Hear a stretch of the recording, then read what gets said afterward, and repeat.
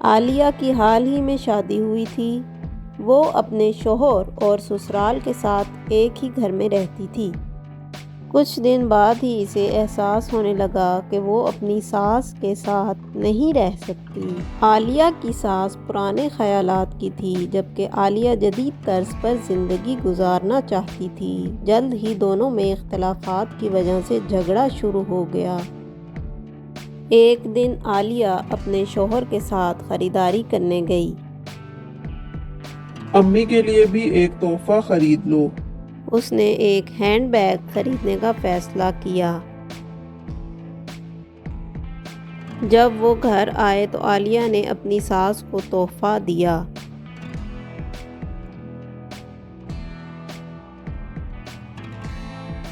امی، میں نے آپ کے لیے تحفہ لیا ہے۔ جب اس نے بیگ کی طرف دیکھا تو اس کے تاثرات بہت عجیب تھے۔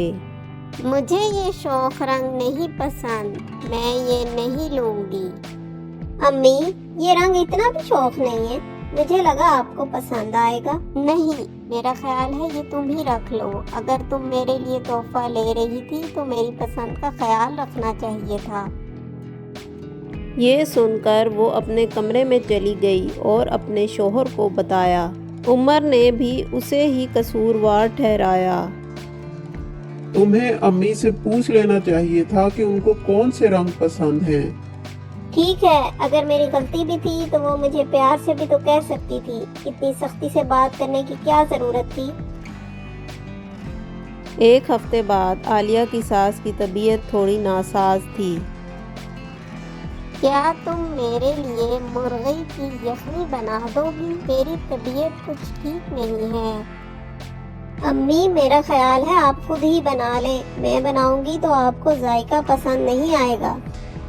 اور پھر وہ وہاں سے چلی گئی۔ مہینے گزر گئے لیکن دونوں نے اپنا رویہ نہ بدلا۔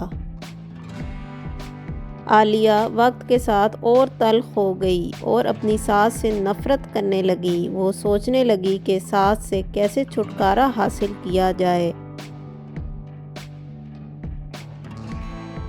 ایک دن ساس سے لڑائی ہونے کے بعد جب اس کے شوہر نے اپنی ماں کی طرفداری کی تو وہ ناراض ہو کر اپنے والد کے گھر چلی گئی۔ عالیہ کے والد ایک کیمسٹ تھے۔ اس نے انہیں ساری بات بتائی اور پھر منت کی۔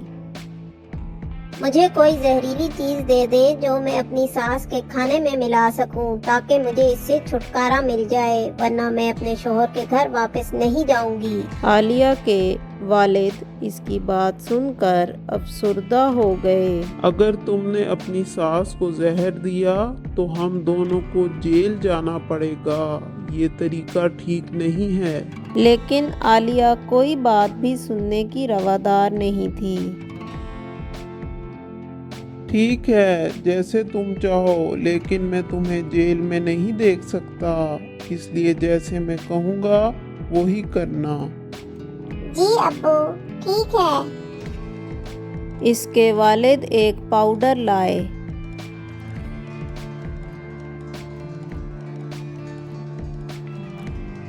روز اپنی ساس کے کھانے میں ایک چٹکی اس پاؤڈر کی ملا دینا۔ پاؤڈر کی تعداد کم ہے، اس لیے یہ جلدی اثر نہیں کرے گا، بلکہ تمہاری ساس کا انتقال چند مہینے بعد ہوگا اور لوگ سمجھیں گے کہ وہ طبعی موت مری ہے۔